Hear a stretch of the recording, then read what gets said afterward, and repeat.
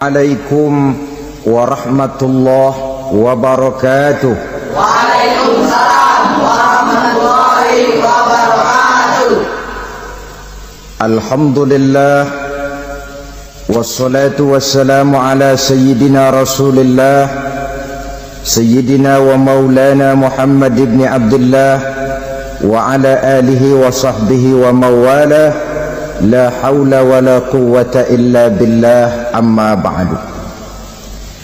Bapak-bapak, ibu-ibu, saudara-saudara kaum muslimin rahimakumullah.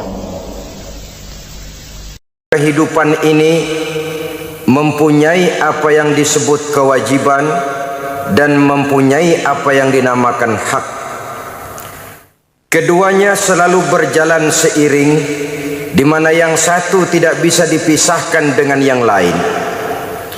Hanyalah jikalau kita sudah melaksanakan satu kewajiban, maka kita berhak untuk menuntut hak.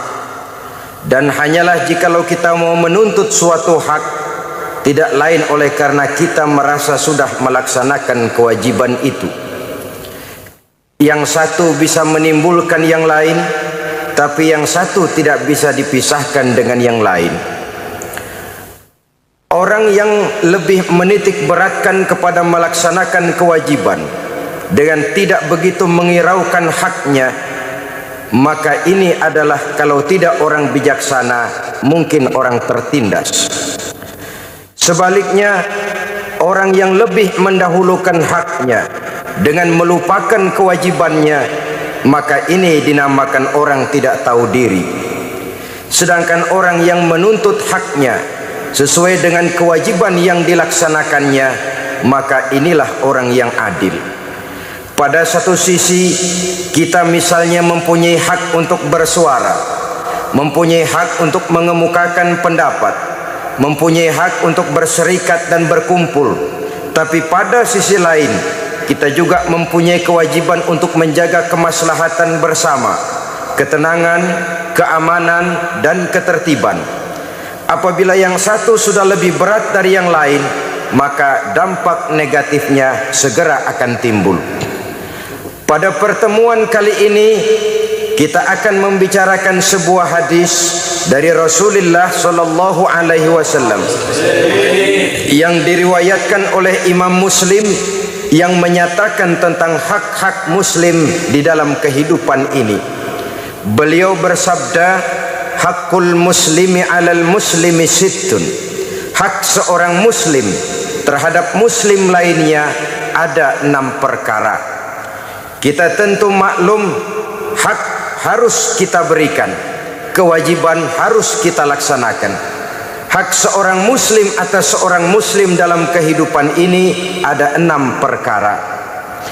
Pertama, iza laqitahu fasallim alaihi. Apabila engkau bertemu dengan dia muslim, fasallim alaihi, maka kewajibanmu adalah memberikan salam kepadanya.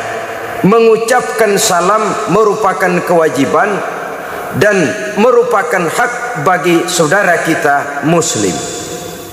Saudara-saudara kaum muslimin rahimakumullah, ternyata ucapan salam dalam kehidupan beragama bukan cuma merupakan soal etis keagamaan, bukan cuma soal adab dan akhlak apabila kita bertemu dengan seorang muslim, tapi lebih daripada itu merupakan hak yang harus kita berikan. Sehingga mengucapkan salam hukumnya adalah wajib, sedangkan menjawab salam hukumnya adalah sunnah saja. Saudara-saudara, mari kita dekati persoalannya lebih jauh. Seorang muslim apabila bertemu dengan muslim lainnya, dia wajib mengucapkan salam yang lengkapnya, Assalamualaikum warahmatullahi wabarakatuh. Terjemahannya biasanya, semoga Allah subhanahu wa ta'ala memberikan keselamatan, limpahan kasih sayang dan keberkahan kepada Anda di dalam kehidupan ini. Keselamatan, kasih sayang dan keberkahan adalah 3 hal yang menjadi tujuan yang selalu dicari-cari oleh setiap pribadi muslim di dalam kehidupan ini. Dari segi etika, ini merupakan tuntunan yang sangat baik. Mendoakan orang muslim yang kita temui, pertama dengan doa keselamatan. Assalamualaikum, semoga keselamatan senantiasa berada pada diri Anda. Kapan keselamatan itu? Kapan saja dan di mana saja Anda berada.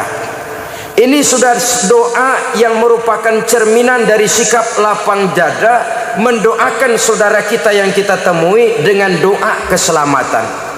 Semoga keselamatan tetap atas diri Anda kapan saja dan dimanapun saja. Ini saya yakin lebih baik daripada dengan kita mengucapkan memakai tradisi-tradisi lain.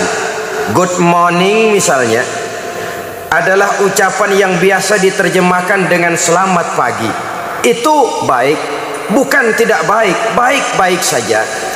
Tetapi saya pikir kalau memang mau mendoakan orang, kenapa harus pelit seperti itu? Kenapa harus tanggung-tanggung seperti itu?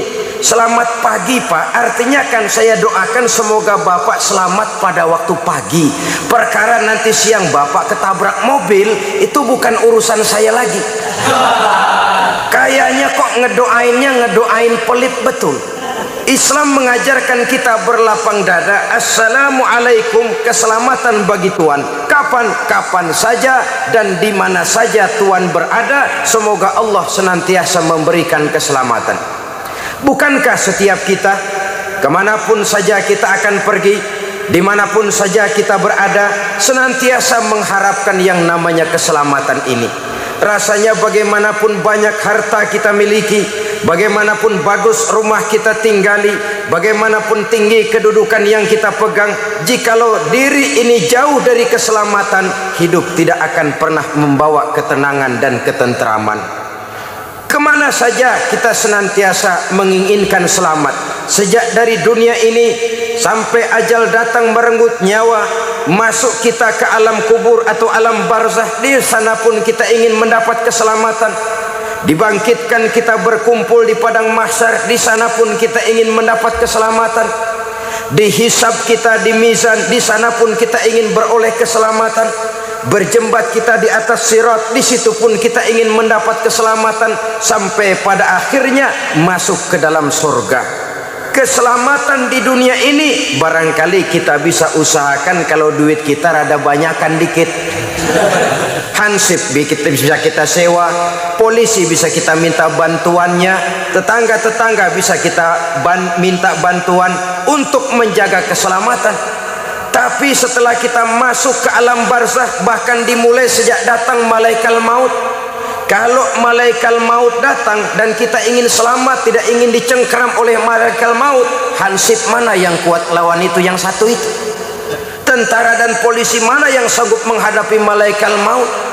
Masuk kita ke alam barzah, pasukan PBB sekalipun tidak akan tahan untuk memberikan keselamatan jikalau kita sudah masuk ke alam barzah. Berkumpul lagi kita di padang mahsyar, siapa yang bisa memberikan keselamatan?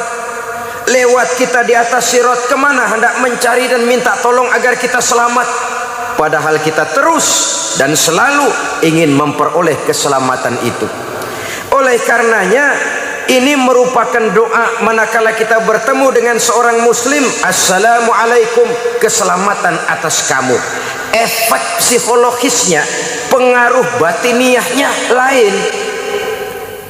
Kalau kita berada di luar negeri, bertemu dengan saudara kita, dia mengucapkan selamat pagi mas, dalam hati, oh ya, teman sebangsa setanah air. Tapi kalau sudah bertemu dengan seseorang, dia mengucapkan assalamualaikum, kesan batinnya jauh lebih dalam. Ya Allah, ini muslim, saudara saya, seiman, sekeyakinan, senasib, seperjuangan. Ada kesan lebih mendalam dari ucapan salam ini. Di samping rasa lebih mendekatkan rasa cinta karena mendoakan keselamatan. Maka pantas kalau Nabi sangat menganjurkan kita menebarkan salam, Beliau bersabda, ya ayyuhan nas ufsus salam wasilul arham wasallu bil laili wan nasu niyam tadkhulul jannata bis salam. Wahai manusia, ufsus salam, tebarkanlah salam kemanapun saja kamu berada. Berikan salam kepada saudaramu muslim. Jangan menunggu karena kita lebih tua. Kan gua tuaan, pengen tahu kalau dia kagak ngucapin salam duluan, gua diem aja dah. Kata Nabi, dua orang muslim apabila bertemu, yang terbaik adalah yang lebih dulu mengucapkan salam. Jadi bukan soal tuaan mudaan, yang terbaik di antara dua orang muslim apabila bertemu, yang lebih dulu mengucapkan salam. Demikian penting menebarkan salam ini. Nabi katakan ufsus salam, tebarkan salam di antara kamu. Kalau kita ambil pengertian harfiahnya, menebarkan salam artinya gemar mengucapkan assalamualaikum kepada saudara kita muslim yang kita temui. Dalam pengertian hakikinya, menebarkan salam artinya hidup senantiasa menebarkan perdamaian, ketenangan, keamanan, kemaslahatan di tengah masyarakat. Pantang seorang muslim jadi biang kerok di tengah masyarakatnya. Kemanapun dia pergi, dia selalu menebarkan kedamaian, ketenangan, keamanan, dan tidak menjadi biang kerok bagi lingkungannya. Sehingga kalau dia ada, orang gembira. Kalau dia tidak ada, orang cari. Kalau dia bersedih, kalau dia pergi, orang pun bersedih. Sebaliknya, yang namanya mental kerok, kalau dia ada, orang susah.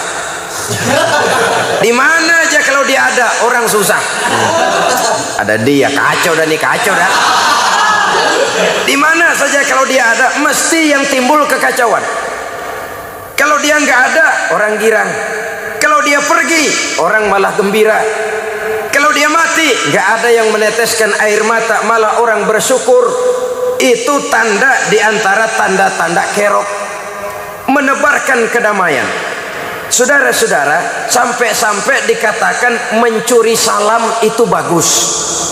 Ya, di antara mencuri yang bagus adalah mencuri salam. Ini jangan salah paham. Dulu ada santri ngajinya ngantuk.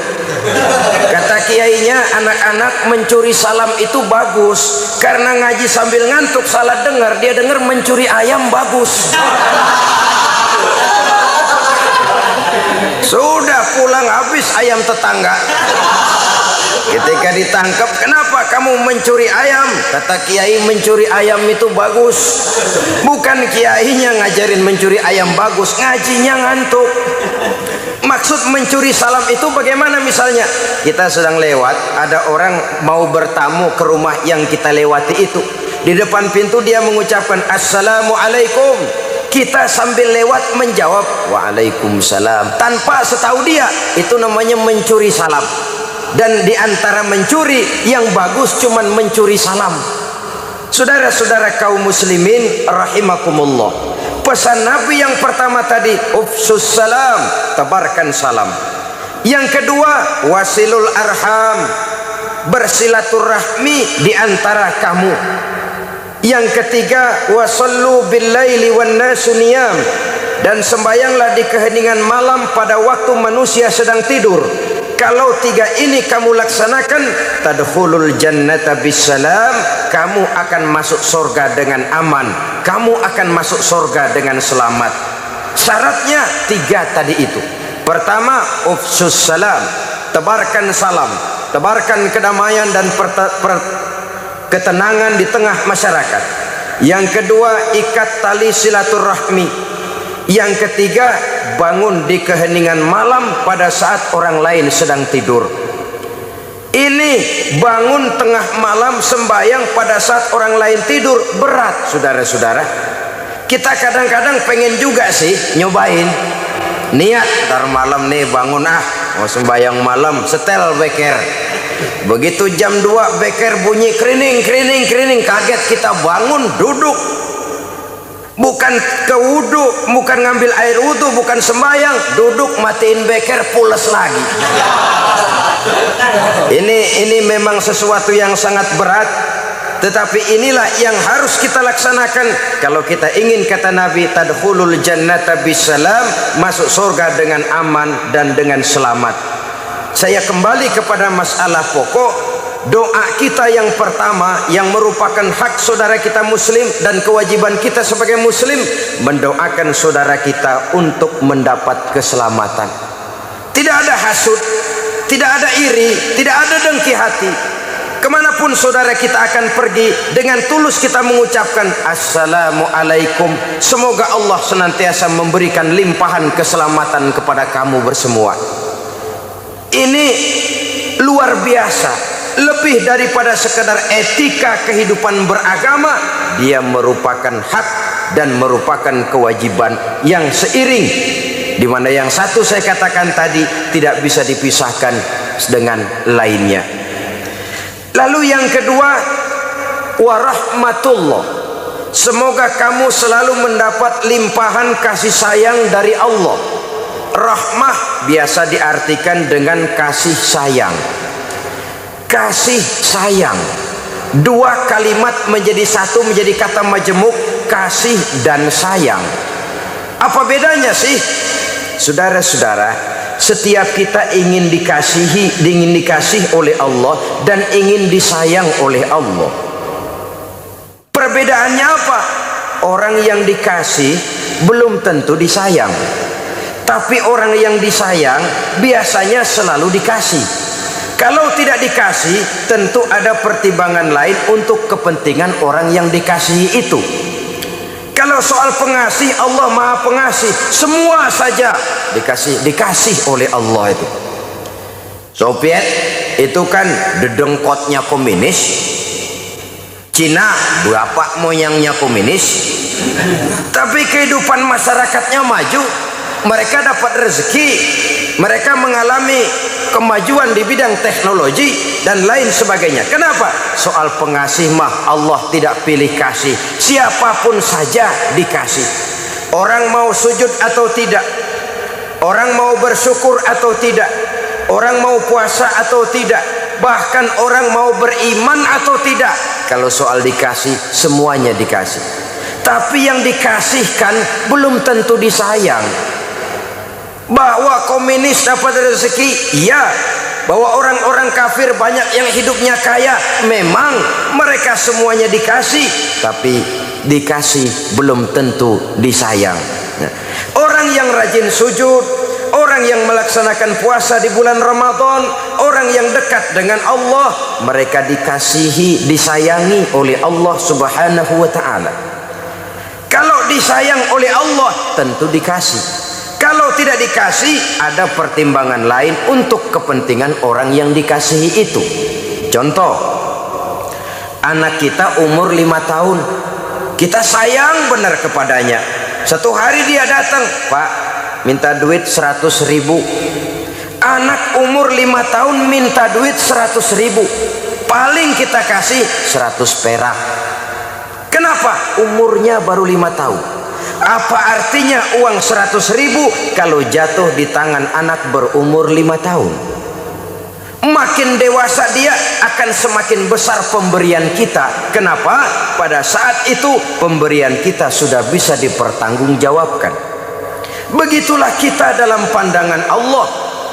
Kalau minta rezeki, belum pernah saya dengar ada orang Islam minta rezeki, ya Allah berikanlah saya rezeki dikit aja ya Allah. Belum pernah.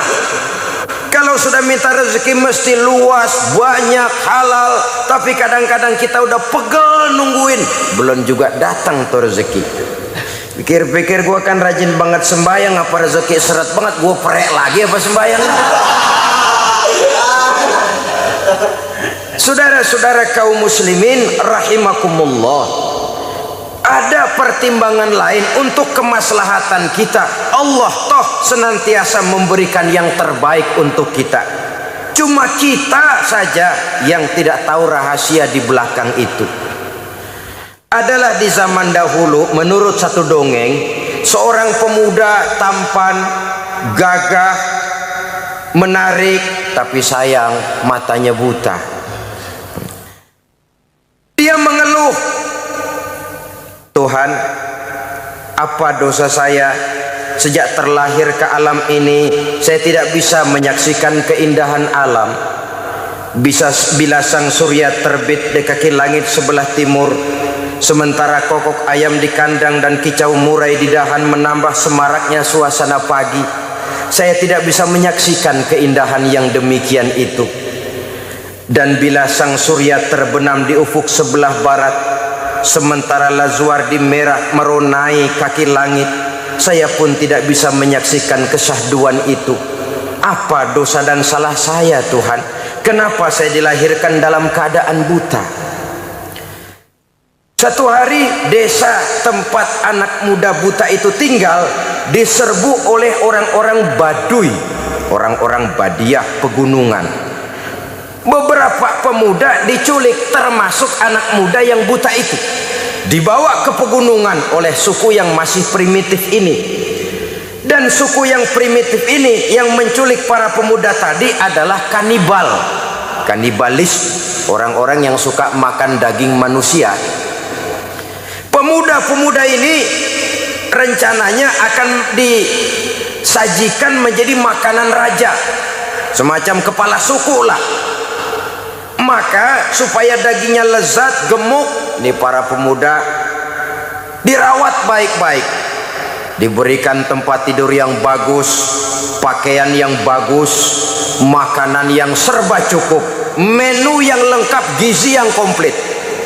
Pokoknya sejak ditangkap itu pemuda makan enak, kerjanya cuma makan tidur, makan tidur. Supaya apa? Supaya gemuk nanti di buburnya, di sopnya kan legit. Sudah sampai pada waktunya, pemuda itu seorang demi seorang disembelih, dimakan, disantap oleh raja.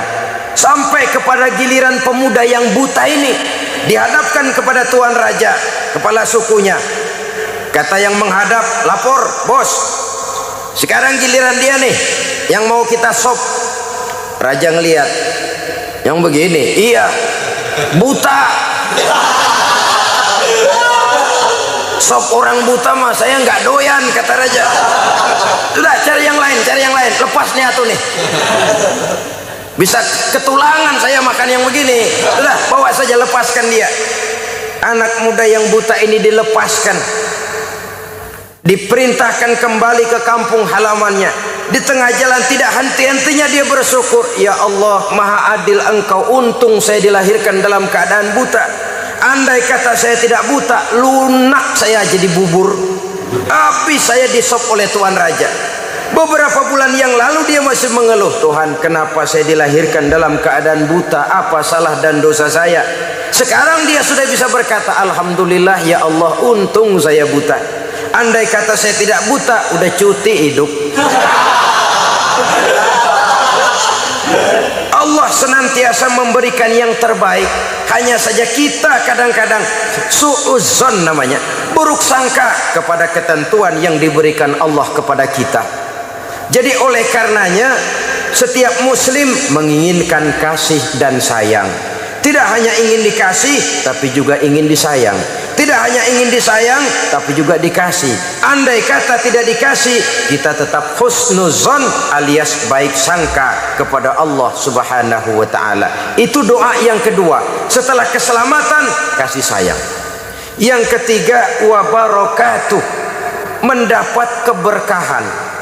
Keberkahan itu apa? Kalau seluruh karunia yang diberikan Allah kepada kita makin mendekatkan diri kita kepada Allah dan membawa ketenangan hidup, itu namanya rezeki bawa berkah. Sebaliknya, kalau seluruh karunia itu hanya makin menjauhkan kita dari Allah dan tidak membawa ketenangan dan ketentraman di dalam kehidupan, itu diantara tanda rezekinya kurang tapi berkah. Kurang berkah itu ibarat kambing nggak ada buntutnya, artinya kurang lengkap, kurang sempurna, dekorasinya rada kurang. Itu yang kita inginkan di dalam kehidupan.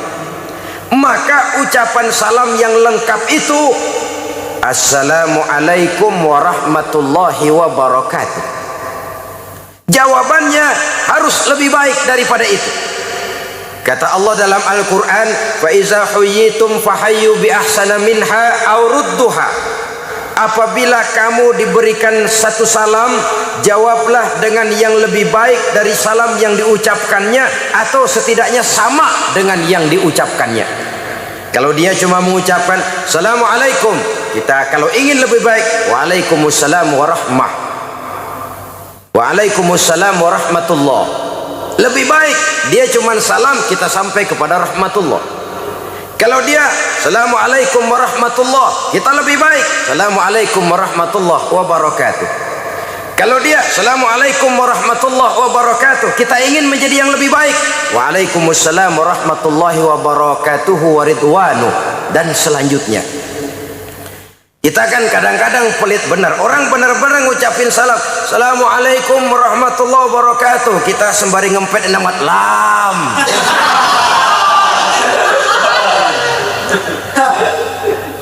Jawaban harus lebih baik, atau kalau tidak aurudduha, sama dengan salam yang diucapkan kepada kita itu.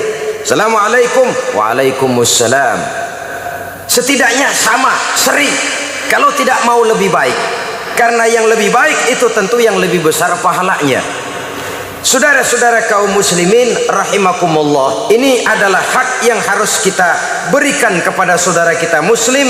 Iza laqitahu fasallim alaihi, apabila kamu bertemu dengan dia, ucapkanlah salam, doakan keselamatan untuknya.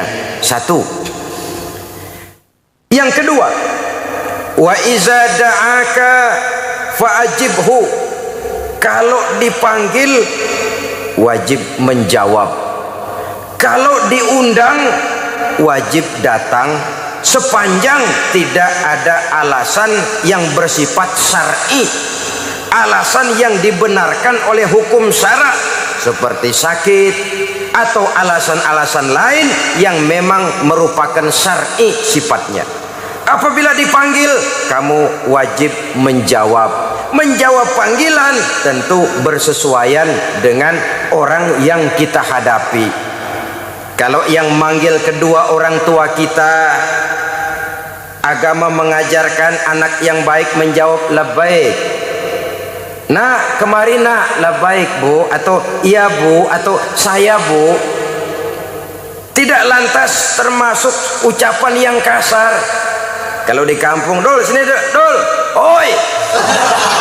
Oi, ini juga ucapan yang tidak baik. Sudah, oi, kadang-kadang ada tambahannya lagi. Dul, oi, ngapain isinya? Kacau bener nih. Kacau lagi. Menjawab dengan jawaban yang baik. Kalau diundang wajib datang. Mengundang itu diajarkan oleh agama. Misalnya kita mengadakan walimah, mengawinkan anak, kita diharuskan mengundang. Yang diundang wajib datang. Bertahniah namanya. Tahniah itu ikut bersuka cita. Kalau takziah ikut berduka cita. Jadi kalau kita ngelawat, istilah kita di kampung, mendatangi orang meninggal, itu namanya takziah, ikut berduka cita. Tapi kalau kita datang kepada satu resepsi perkawinan, itu disebut tahniah, ikut bersuka cita. Saya ikut bertahniah, artinya ikut bersuka cita. Tapi kalau dikatakan mau kemana? Mau takziah, mau ikut berduka cita, mendatangi orang yang sedang mendapat kesulitan atau musibah. Saudara-saudara kaum muslimin rahimakumullah, hak yang ketiga yang harus kita berikan kepada saudara kita muslim, wa izastansahaka fansahhu, apabila dia datang memintakan nasihat kepadamu, berikanlah nasihat itu. Ini merupakan hak, sebab agama mengajarkan tawasau bil haq wa tawasau bis sabr. hendaklah kamu saling nasihat menasihati di dalam kebenaran, dan hendaklah kamu saling nasihat menasihati dengan cara yang sabar. Menasihati atau memberikan nasihat kepada sesama saudara kita muslim merupakan hak yang harus kita berikan. Saudara-saudara, soal nasihat adalah merupakan mutiara yang tidak perlu kita tolak. Terimalah mutiara dari manapun datangnya. Sehingga Sayyidina Umar ibn al-Khattab radhiyallahu an selalu dan tidak pernah segan-segan meminta pendapat dan nasihat dari orang yang kelihatannya paling kere sekalipun. Beliau tidak ragu-ragu untuk bertanya. Kadang-kadang bertemu seseorang, beliau panggil, mas, coba sebentar, kamu, menurut kamu apa yang tidak baik pada diri saya? Menurut kamu apa yang tidak baik pada diri saya? Kadang-kadang beliau bertanya, apakah kamu melihat pada diri saya ada tanda-tanda orang kafir? Kalau diberitahu, beliau bukan main gembiranya, lalu berusaha memperbaikinya. Kita jangankan jangankan meminta diberitahu, orang lain memberitahu kadang-kadang marahan kita. Ngapa jadi gua lu bilangin? Lamaan juga gua jadi orang melu. Udah kenyang makan asam garam, lu sunat gue yang mangkuk. Saudara-saudara, inilah salah satu letak kekeliruan kita, menolak mutiara hanya oleh karena dia datang dari orang-orang yang statusnya di bawah kita, yang levelnya kita anggap rendah, kita anggap remeh, kita anggap kere. Padahal agama mengajarkan khuzil hikmata wa la yadurruka min ayyi wi'ain kharajat. Ambillah hikmah, ambillah mutiara, jangan peduli dari manapun saja datangnya. Sikap objektif, walaupun itu diucapkan oleh seorang budak yang hitam legam, kalau memang merupakan satu kebenaran harus kita ambil. Dan lebih daripada itu, setiap kita dalam menghadapi persoalan pada waktu tertentu ketika menimpa diri kita, kita buntu, kita perlu nasihat, kita perlu pandangan, kita perlu saran dari orang lain. Sama juga orang kelilipan matanya. Kalau orang lain kelilipan, gampang benar kita tiupin. Tapi giliran kita kelilipan, bukankah kita perlu orang lain untuk niupin mata kita? Seperti juga tukang cukur. Pada saat rambut orang lain panjang, dia bisa betul dan ahli sangat menatanya. Tapi giliran rambut dia sendiri yang panjang, dia perlu bantuan orang lain untuk merapikannya. Begitulah kehidupan ini. Kita kadang-kadang dalam hidup berbentur dengan banyak problema, berbentur dengan berbagai macam persoalan, sejak menyangkut masalah anak, istri, lingkungan keluarga, masalah ekonomi, masalah usaha, bidang pekerjaan, kegiatan sehari-hari, masalah organisasi dan lain sebagainya. Kadang-kadang kalau untuk orang lain kita bisa bicara, tapi kalau sudah berhadapan dengan persoalan diri sendiri, kita sering buntu. Dikala itulah kita perlu nasihat, saran, pandangan dari teman sejawat, seiring, dari orang lain sesama muslim. Dan teman yang baik itu khairul ashabi mayyadulluka alal khair. Teman yang paling baik yang selalu menunjuki kamu kepada kebaikan, menunjuki kebaikan, walaupun dia sendiri barangkali bukan orang yang baik, tapi dia bisa menyelamatkan orang lain. Dia sendiri tukang mabuk umpamanya, tapi ketika temannya teler, lo jangan teler, lo jangan dah, jangan. Lalu sendiri kemarin gua mah gua, lu jangan lo. Ya dia sendiri begitu, tapi paling tidak dia bisa masih mau menyelamatkan orang lain. Ini masih lebih baik daripada sudah nggak bisa nyelamatin orang lain, ngebon lagi. Ngebon mau mabuk nyambat. Saudara hadirin yang saya hormati, wa izastan sohaka fansohu, apabila dimintakan kamu nasihat, berikan dia nasihat. Bukankah nasihat ini juga merupakan satu hal yang kita perlukan dalam kehidupan? Walaupun nasihat perbuatan lebih tajam akibatnya daripada nasihat ucapan. Nasihat berupa perbuatan. Kita dalam hidup ini selalu dapat nasihat. Ada nasihat yang datang dari luar diri kita. Apa yang datang dari luar diri kita? Semua yang kita lihat, semua yang kita saksikan, segala yang kita dengar. Kalau mau kita mengadakan analisa, itu kan nasihat. Oh, si Ano itu begitu-begitu, akibatnya kok begitu ya? Nasihat. Si Fulan itu masa mudanya begitu-begitu, di hari tuanya kok begitu. Nasihat. Yang kita baca, yang kita dengar, yang kita lihat, yang kita saksikan dalam hidup ini, seluruhnya bisa menjadi nasihat. Atau nasihat yang timbul dari dalam diri kita sendiri. Kulit mulai keriput, uban mulai bertabur, gigi permisi atu-atu.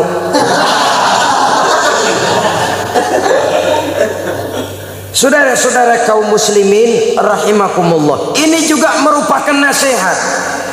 Wa man nu'ammirhu nunakkishu fil khalqi afala ta'qilun. Siapa yang kami panjangkan umurnya, kami kurangkan bentuk kejadiannya, apakah tidak mereka memikirkan problema itu? Tidakkah mereka melihat gejala itu? Dipanjangkan umur, dikurangi nikmat. Tidak ada orang makin tua makin cantik. Tidak ada orang makin tua telinganya makin tajam, matanya makin awas. Tidak, segalanya nunakkishu fil khalqi. Kami kurangi dan kami kurangi. Kalau di kala remajanya orang berbisik dia dengar. Di hari-hari mendekati tuanya, bahkan di hari tuanya kita teriak di kupingnya masih mendelik. Oh. Nunakkishu fil khalqi. Kami kurangi. Saudara-saudara kaum muslimin rahimakumullah, itu seluruhnya merupakan nasihat. Jangan sampai termasuk jenis tua-tua keladi, makin tua makin menjadi, tua-tua kelapa makin tua makin berminyak. Tidak juga sadar akan nasihat yang ada di dalam dirinya. Perubahan dalam dirinya tidak menyebabkan perubahan cara berpikirnya yang akan membawa kepada perubahan dalam gerak dan gaya hidupnya. Itu seluruhnya sekali lagi merupakan nasihat yang timbul dari dalam diri kita.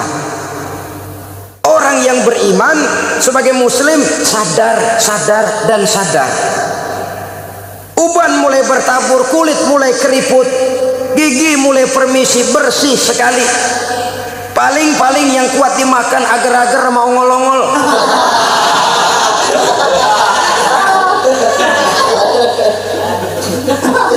Bukankah itu merupakan satu nasihat pertanda bahwa kereta akan segera berangkat? Peluit sudah ditiup. Sementara dari cerobong asap mulai mengepul, kereta sudah akan segera berangkat. Kalau pada saat kereta berangkat kita masih saja berdiri di luar gerbong, pada saat kereta mau berangkat, pada saat ajal mau datang kita masih hidup di luar agama, kita akan ketinggalan kereta. Akibatnya sudah bisa dibayangkan, kita akan tersesat, terlantar. Orang lain sampai ke tujuan, kita masih bengong nungguin kereta, padahal kereta sudah berangkat, kita yang tertinggal. Alangkah malangnya orang-orang yang tidak mau sadar bahwa peluit sudah berbunyi, bahwa asap sudah mengepul dari cerobong kereta, pertanda kereta akan segera berangkat. Dia masih tenang-tenang saja berdiri di luar gerbong. Umurnya makin tua tapi dia makin tidak mau dekat dengan agama, berdiri di luar gerbong. Itu yang saya maksud. Sampai dikala ajal datang juga dalam keadaan su'ul khatimah, jelek di penghujungnya. Tertinggal dia oleh kereta, kembali menghadap Allah di luar jangkauan hidup beragama. Na'udzubillah summa na'udzubillah. Maka saling nasihat menasihati hendaknya di dalam kebenaran, jangan di dalam kebatilan. Kalau mau rusak, jangan merusak, rusaklah sendiri. Tapi kalau mau jadi orang baik, harus memperbaiki. Rusak tapi masih mau memperbaiki, lebih baik daripada sudah rusak merusak lagi, tidak mau memperbaiki. Nasihat menasihati di dalam kebaikan dan di dalam kebenaran dengan cara yang sabar. Jangan nasihatin juga tapi urusan yang munkar. Kalau mau bongkar rumah dia jangan jam 11, dia masih melek. Oh nasihatin nih jam 2 dah. Itu nasihat juga, tapi urusan yang munkar. Nasihat menasihati di dalam kebenaran dan dengan cara yang sabar. Demikian yang ketiga. Yang keempat, saudara-saudara, hak muslim itu wa iza atisha fahamidallaha fasammithu. Apabila dia bersin, bangkis, lalu dia memuji Allah, fasammithu, balaslah pujiannya dengan ucapan yarhamukallah. Lebih dari sekedar etika, saya katakan tadi, ini juga doa. Kenapa? Bersin tanda di antara orang sehat, ya. Tapi bersin yang wajar, bangkis yang wajar. Kalau 3 hari 3 malam bangkis terus memang bengek, bukan wajar itu. Apabila dia bersin, yang bersin mengucapkan alhamdulillah. Kenapa? Itu nikmat. Kan paling nggak enak bangkis urung, mau bersin nggak jadi, nyakitin beneran, ngebet banget, mulut udah mangap nggak jadi juga bangkis. Bisa bangkis, bisa bersin, itu satu nikmat. Mendapat nikmat harus mengucapkan alhamdulillah. Ini etika. Bangkis kita bersin, umpamanya alhamdulillah. Itu saudara kita. Kita sebagai muslim memberikan haknya. Apa yang kita ucapkan? Fasammithu. Yarhamukallah, kata kita. Allah mengasihani kamu. Allah mengasihanimu dengan memberikan kesehatan, kamu bisa bersin. Bersin itu nikmat. Allah mengasihanimu, maka kamu bisa bersin. Saudara, pernah terjadi seorang kaya dirawat di rumah sakit dengan biaya yang mahal, operasi besar sampai memakan biaya tidak kurang 3 juta rupiah. Kenapa? Cuma soalnya satu saja, tidak bisa buang angin. Perutnya sakit, rasanya gembung, buang angin tidak bisa, operasi 3 juta biayanya. Harga buang angin 3 juta kalau mau tahu. Cuma ngebelain supaya bisa buang angin 3 juta. Bisa buang angin itu merupakan satu saluran untuk menghilangkan penyakit yang ada di dalam perut. Harganya kalau harus operasi besar 3 juta, saudara-saudara. Termasuk bangkis ini, bersin. Sebagai muslim, kalau kita yang bangkis bersin, kita mengucapkan alhamdulillah. Kita yang mendengar yarhamukallah. Lalu si yang bangkis kembali mendoakan yahdi bikumullahu wa yuslihu balakum. Alangkah indahnya agama ini, sampai undang-undang bangkis ada, ya. Bukan cuma undang-undang bagaimana jual beli, sewa menyewa, pinjam meminjam, berumah tangga, bertetangga. Demikian komplitnya ajaran Islam. Ada undang-undang bangkis. Agama mana di dunia ini yang punya undang-undang bangkis? Pasal 1, kalau bangkis harus mengucapkan alhamdulillah. Lebih etis lagi kalau mulutnya agak sedikit ditutup. Jangan mentang-mentang itu nikmat lalu terbuka bener sampai hujan lokal. Yang kedua, buat yang mendengar harus mendoakan dengan yarhamukallah. Yang ketiga, balik doa dari ucapan orang yang bangkis, yahdi bikumullah, semoga Allah senantiasa memberikan hidayah kepadamu, wa yuslihu balakum, dan selalu memperbaiki keadaanmu. Indah benar agama ini. Yang bangkis memuji Allah, yang mendengar mendoakan, yang didoakan balik lagi mendoakan. Saling doa mendoakan, doa berdoa. Kita kadang-kadang bersin itu kan kita bawa guyon. Kalau bangkis skot umpamanya, atau hacir dan sebagainya. Saudara, saya tidak mengatakan jelek, tapi tentu tidak diajarkan oleh agama. Yang diajarkan begitu bersin, bangkis, ucapkan alhamdulillah. Yang mendengar yarhamukallah. Balik doakan, yahdi bikumullahu wa yuslihu balakum. Semoga Allah memberikan petunjuknya kepadamu dan memperbaiki keadaanmu. Kelihatannya remeh, masalahnya kecil. Tapi kalau yang kecil kita anggap kecil lalu tidak kita amalkan, bagaimana kita akan terdorong melaksanakan yang lebih besar lagi? Bukankah berangkat dari sini kita berarti menghidupkan tradisi agama dalam kehidupan sehari-hari? Saya selalu mengingatkan, mentradisikan agama, mengagamakan tradisi tidak baik, tapi mentradisikan agama itu yang baik. Marilah mentradisikan agama, jangan mengagamakan tradisi. Mentradisikan agama artinya menjadikan agama sebagai pakaian, sebagai kebiasaan dalam kehidupan kita sehari-hari. Sejak kita mau tidur, sampai kita bangun dari tidur, sampai kita menuju kamar mandi atau masuk ke WC, sampai kita berpakaian, sampai kita berdiri di muka cermin, Islam mengajarkan kok itu. Berdiri kita di depan kaca, ngeliatin potongan kita. Oh, begini potongan gue ya. Apa yang kita ucapkan? Allahumma kama hassanta khalqi fahassin khuluqi. Wahai Allah, sebagaimana telah engkau baguskan kejadian saya, engkau baguskan potongan saya, baguskan juga kiranya akhlak saya. Jangan cuma potongan saya yang baik ya Allah, akhlak saya juga mohon dijadikan baik. Karena bagaimanapun berantakannya potongan kita, manusia makhluk yang paling baik ketimbang makhluk-makhluk Allah lainnya.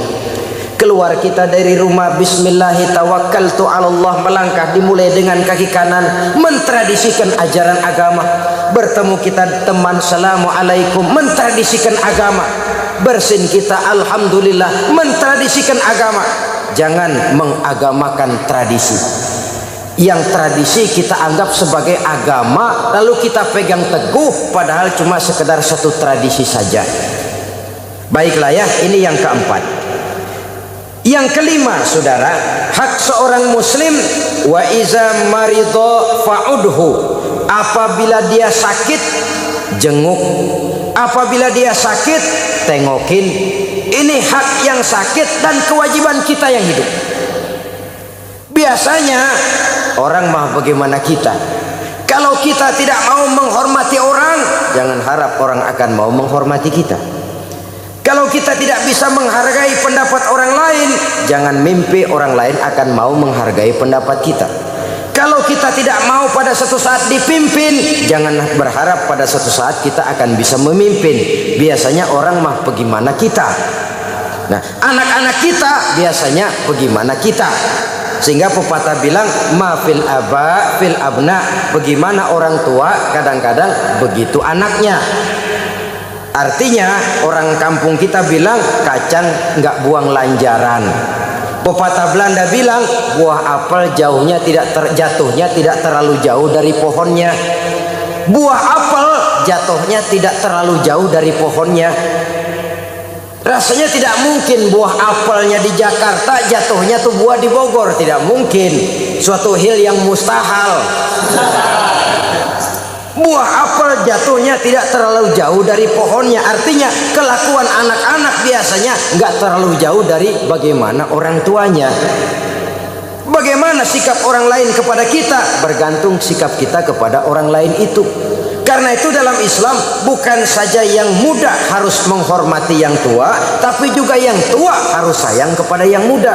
Lah, kalau yang muda nggak mau sayang, kalau yang tua nggak mau sayang kepada yang muda, jangan heran yang muda juga nggak mau ngormatin yang tua. Kenapa? Seri. Orang makan bagaimana kita? Saya ulangi ini. Dalam Islam bukan cuma yang muda wajib menghormati yang tua, tapi yang tua pun harus menyayangi yang muda. Kalau yang tua tidak sanggup mau menyayangi yang muda, jangan berharap yang muda lalu mau menghormati yang tua. Keduanya memang berkaitan. Begitulah dalam kehidupan ini, kalau kita ada teman sakit, rajin nengokin, maka insya Allah pada suatu saat jika kita kena musibah, jika kita yang sakit, teman juga rasanya merasa kehilangan. Si fulan kemana? Sakit. Sakit apa? Ayo tengokin. Berangkat. Tapi kalau kita sendiri malas, Bulan kemana? Sakit. Udah lama? 3 minggu. Keadaannya bagaimana? Ya enggak, tapi payah sih. Biarin dah, masih lamaan dia hidup. Biarin dah. Saudara, nengokin orang sakit tentu dengan etika. Ini namanya termasuk takziah nih. Nengokin orang sakit, takziah. Ikut berduka cita, ikut merasakan beban penderitaannya. Kalau tahniah, bersuka cita, kita kondangan ke resepsi, biasanya bawa kado, bawa hadiah. Ikhlas karena Allah, tidak karena mengharapkan dia nanti bakal, kalau kita punya hajat bakal ngasih seperti kita ngasih. Tidak. Maka kita bertakziah ini, nengokin orang sakit, yang penting kita datang saja nengokin, itu sudah merupakan sugesti. Ya Allah, dia nggak lupa kok sama gue. Ya Allah, dia ingat kok. Datangnya saja sudah merupakan obat. Terlepas dari apapun yang dia bawa, karena memang orang sakit kan nggak boleh makan bebas. Kita kadang-kadang terbalik, giliran dia seger, nggak pernah kita ngasih makanan. Mantak dia sakit, apa aja kita tawarin. Lu mau makan anggur? Apel. Giliran lidahnya pahit, dadakan apaan aja ditawarin. Waktu dia sehat, apa kata kue simpring diumpatin. Baru kita tawarin makanan enak, giliran dia sakit. Ya tapi itu toh baik. Hanya saja alangkah idealnya dalam keadaan sehat, di mana walaupun makanan enak, tapi kalau kagak enak makan buat apa? Lebih baik enak makan walaupun makanannya sederhana. Enak makan sama makan enak lain, saudara. Makan enak, ini memang makanannya yang enak. Enak makan, ya memang lagi kemaruk kalau orang kampung bilang. Yang enak yang mana? Yang dua-duanya enak makan, makanannya enak. Nah itu nyetel tuh. Emang lagi enak makan, makanannya enak lagi, nggak nyisa dah. Sebaliknya enak makan, makanannya sederhana, masih habis juga, lumayan. Makanannya enak, tapi nggak enak makan, sakit deh tuh. Buat apa banyak makanan enak kalau kita nggak enak makan? Kita emang cerdik sih, giliran orang nggak enak makan, apaan aja kita tawarin. Lu sakit ya, emang pengen makan apa? Cempedak, duren. Giliran dia ampek, bengek, apa aja ditawarin. Saudara-saudara kaum muslimin rahimakumullah, kedatangan kita sudah merupakan sugesti. Belum lagi doa. Sakit apa? Oh, mudah-mudahan cepat sembuh, ini penyakit ringan kok. Insya Allah 2-3 hari lagi sudah keluar dari rumah sakit ini. Walaupun jenis penyakitnya berbahaya umpamanya, tapi ucapan itu sudah memberikan sugesti, dorongan untuk sembuh. Dan sugesti itu sudah separuh daripada obat zohir. Walaupun penyakitnya bahaya, jangan nengokin orang sakit jujur. Sakit apa? Ini nih perut gak. Oh emang teman saya kemarin begini nih, mati.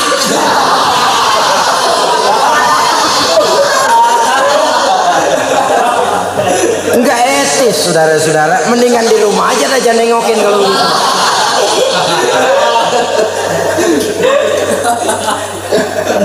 Omongan yang enak saja itu sudah merupakan satu doa yang tersendiri, yang merupakan sugesti bagi kesembuhan orang yang sakit. Bahkan kita tahu dari sejarah bagaimana Rasul diludahi oleh orang kafir, tapi pada saat orang kafir itu sakit, Rasul lebih dulu. Rasul yang lebih dulu nengokin, bukan Abu Jahal, bukan Abu Lahab, sehingga orang kafir tadi tersentuh hatinya, insaf dan sadar akan kejelekan perangainya, masuk Islam di hadapan Rasul, cuma oleh karena pada waktu dia sakit ditengoki oleh Rasulullah Shallallahu Alaihi Wasallam. Pengaruhnya, saudara-saudara, kalau kita lagi ngawinin anak, yang datang gampang kita lupa kok. Kenapa? Kita dalam suasana gembira. Tapi kalau kita lagi sakit, semua yang datang kita ingat benar. Kita ingat terbayang satu demi satu. Orang yang mengingat kita dikala kita sedang mendapat kesulitan akan jauh lebih kita ingat daripada orang yang mengerubungi kita pada waktu kita dalam keadaan senang. Kenapa? Kenapa? Dalam kondisi senang kita tidak begitu banyak berpikir macam-macam. Tapi dalam kondisi prihatin, sakit, kita memerlukan teman. Mereka datang, itu yang kita ingat benar. Sehingga kesannya lalu tertanam dengan dalam di lubuk sanubari kita. Sehingga ini akan membawa akibat lebih eratnya nilai tali silaturahmi di antara sesama kita. Wa iza maridho fa'udhu, apabila sakit tengokin. Tapi ini ukuran maksimal. Yang saya maksud maksimal, jangan nengokin teman giliran dia sakit saja. Ini maksimal. Maksud maksimal, kalau teman sakit sampai nggak nengokin, emang kebangetan dah.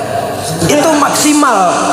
Artinya apa? Bersilaturahmi, kunjung mengunjungi tidak cuma pada waktu teman sakit, tapi merupakan satu keharusan di dalam kehidupan kita. Jangan sampai menunggu teman sakit. Kapan sih lo mau main ke rumah gue? Ntar deh ya kalau lo sakit. Ya tentu tidak mungkin seperti ini, saudara-saudara.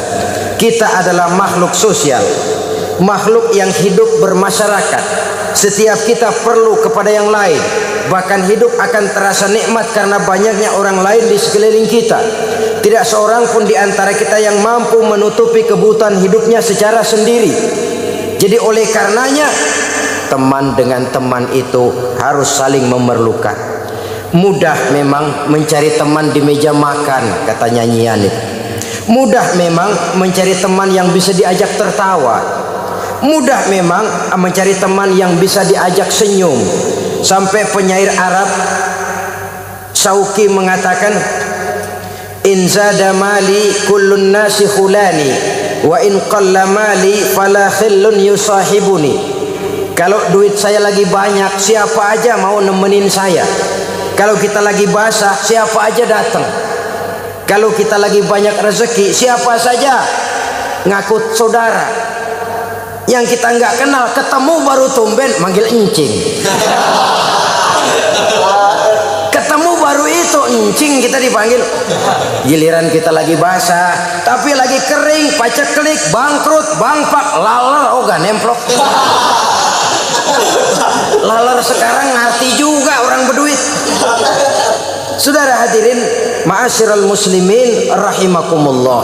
Wa iza maridho fa'udhu, apabila sakit tengokin. Lebih-lebih kalau dia kondisinya miskin. Jangan kalau yang sakit kaya rame-rame, kalau perlu charter bis nengokin ke rumah saya. Kenapa? Yang sakit bos. Tapi giliran yang sakit kere, yang nengokin atu. Kalau nggak pakai bajai ngetuk, rame banget dah. Terbalik, saudara-saudara. Iya, bos perlu deh tengokin, tapi yang posisinya lebih susah dari kita, lebih perlu kita tengokin. Nengoknya kita sudah merupakan obat bagi dia. Yang keenam, yang terakhir, hak seorang muslim, wa iza mata fattabi'hu, apabila dia mati iringi jenazahnya.